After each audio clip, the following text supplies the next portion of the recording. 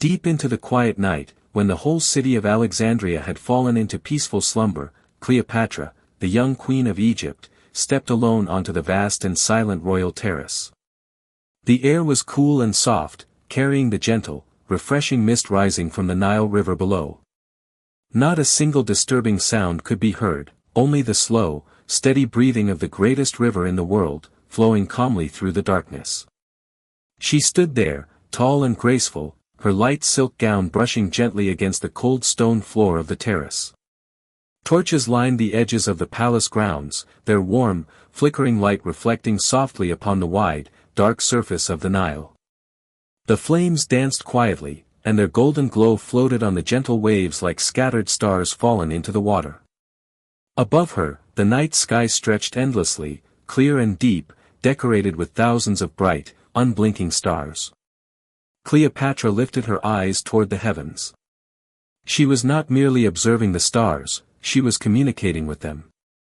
To her, the stars were the ancient guardians of Egypt, the silent witnesses of pharaohs, gods, and thousands of years of civilization. As the true daughter of the Nile, she felt a deep, unbreakable connection with every corner of this land. She listened to the faint lapping of the river against the riverbanks. She breathed in the cool, earthy scent of water and soil. She felt the gentle night wind caress her face, just as the Nile had caressed the shores of Egypt for thousands of years. In this profound stillness, she understood her destiny. She was not just a ruler. She was part of the river, part of the stars, part of the eternal, unchanging soul of Egypt. Her heart was filled with a quiet, solemn love. It was not the excitement of power, nor the passion of fleeting emotion.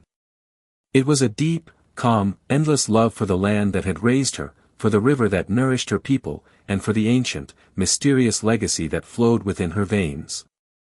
Under the wide night sky, by the endlessly flowing Nile, Cleopatra stood in peaceful silence. Time slowed. The world grew still. And in that sacred moment, the queen and her land were one. As the night deepened and the palace halls grew quieter still, Cleopatra slipped away from the world of crowns and politics, into the most sacred sanctuary of the ancient world, the great library of Alexandria.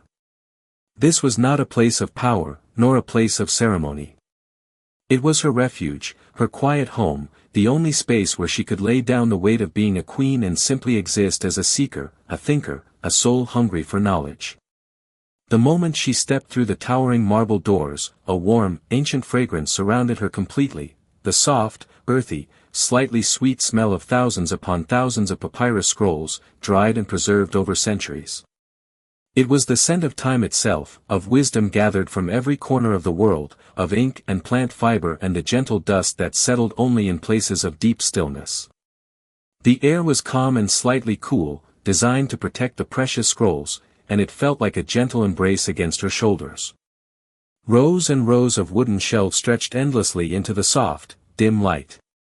Torches and oil lamps burned low, casting gentle, golden shadows that danced quietly across the rolled scrolls, each one marked with delicate, ancient writing. The light moved slowly, as if afraid to disturb the sleeping knowledge. Not a sound could be heard except for the faint rustle of her silk robes as she walked, and the soft, almost imperceptible breath of the scrolls themselves. Here, Cleopatra was not just a queen. She was a scholar. She moved silently along the aisles, her fingers brushing lightly against the smooth outer surfaces of the scrolls. She could read and speak many languages, Egyptian, Greek, Latin, Aramaic, Hebrew, and even the strange, melodic tongues of distant lands. While other rulers concerned themselves with borders and battles, she lost herself in philosophy, mathematics, astronomy, poetry, and history.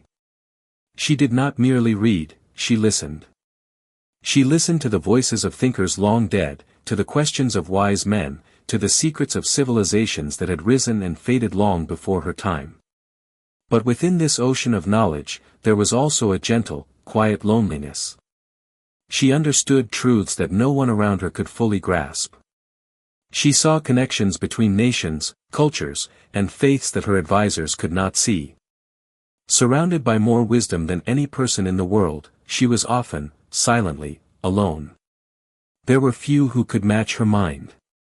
Few who could speak with her as equals. Few who could understand the weight of knowing so much, yet carrying the burden of ruling a fragile, beautiful kingdom. In the soft light, she would unroll a single scroll and lose herself in its words. The outside world vanished. The pressures of the throne, the watchful eyes of the court, the storms of politics, all melted away. For a few peaceful hours, she was not the Queen of Egypt. She was a student of the universe, wandering peacefully in the endless, gentle light of knowledge. This was her deepest peace, this was her truest self, and in the silent halls of the library, surrounded by the scent of ancient scrolls, Cleopatra found a quiet, sacred comfort that no crown could ever give. The imperial garden, bathed in the golden glow of the afternoon sun, was a secret haven tucked away from the hustle and bustle of the palace. It was a place where fig trees stood tall and lush, their gnarled branches heavy with plump, green fruits that exuded a faint, sweet aroma, mingling with the delicate, clean scent of lotus flowers floating gently on the surface of the small pond in the center. The lotuses, in full bloom, displayed soft pink and white petals, their round leaves glistening with tiny droplets of water that caught the sunlight and sparkled like scattered pearls.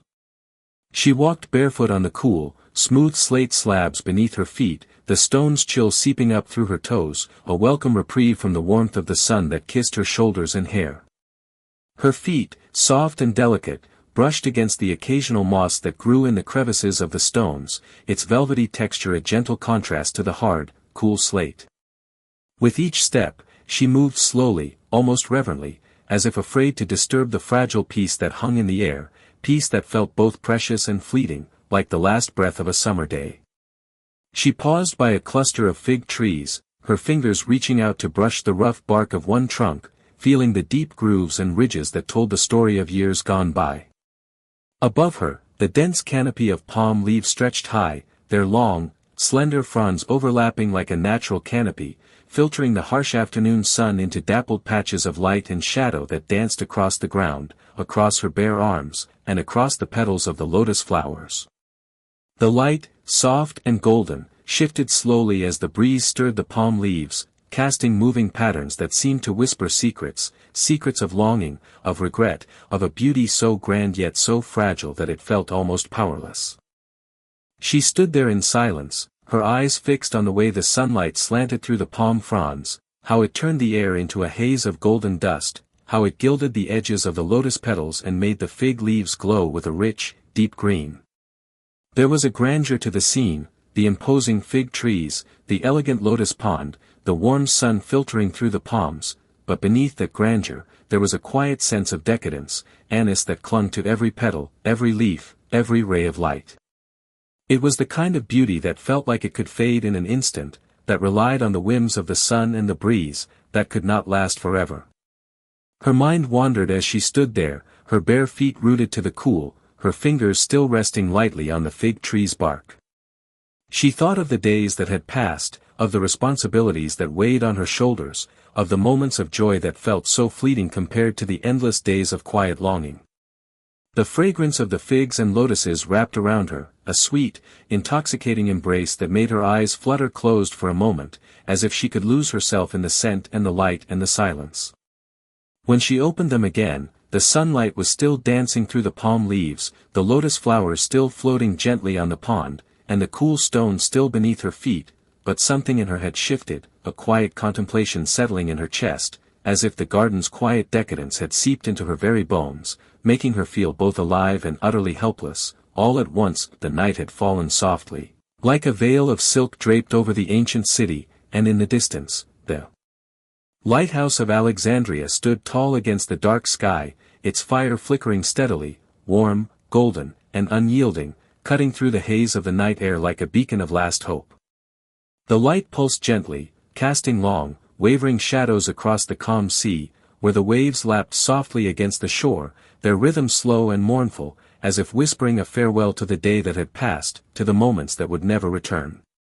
She lay quietly on a gilded couch, its fabric soft and sumptuous, woven with threads of gold and silver that caught the faint glow from the lighthouse and shimmered like stardust against her skin.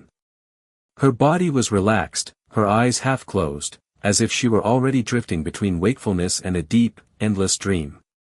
Her hair, dark and silken, spread loosely over the cushions, a few strands clinging to her forehead, dampened by the light mist that carried the salt of the sea and the faint, briny scent of the ocean breeze.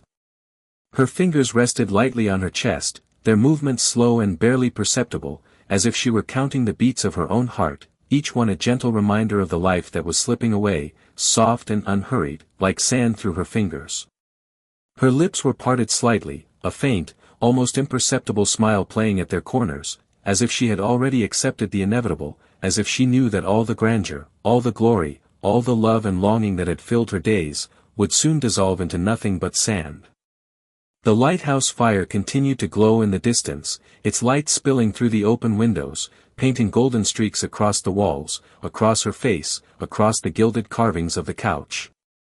It was a warm light, a comforting light, yet it carried with it a quiet sorrow, a reminder that even the brightest beacons must eventually fade, even the strongest fires must burn out. She turned her head slightly, her eyes fixing on the distant glow, and in that moment, she seemed to see beyond the light, beyond the sea, beyond the limits of this world, into something eternal, something soft and endless. Her voice, when she spoke, was barely more than a whisper, soft, gentle, like the rustle of leaves in a quiet wind, like the lapping of the waves against the shore.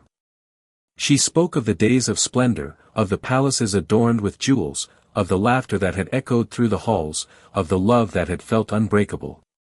But her tone never wavered, never rose with regret or sorrow. Instead, it was filled with a quiet acceptance, a gentle resignation, as she told of how all these things, all the beauty, all the joy, were nothing but sand, destined to be carried away by the wind, to be swallowed by the sea, to fade into the mists of time. As she spoke, her eyes fluttered closed, her breathing growing slower, softer, until it was almost indistinguishable from the rhythm of the waves outside. The lighthouse fire still flickered in the distance, casting its golden glow over her peaceful face, as if embracing her in one final, warm farewell. The room grew quieter, the sea's song growing softer, and her voice faded into a whisper, then into silence, guiding those who listened, guiding her own soul, down into a dream as deep and endless as the sea, where all sorrows melted away, all regrets dissolved, and all that remained was the quiet, eternal peace of that felt not like an end, but like a gentle letting go.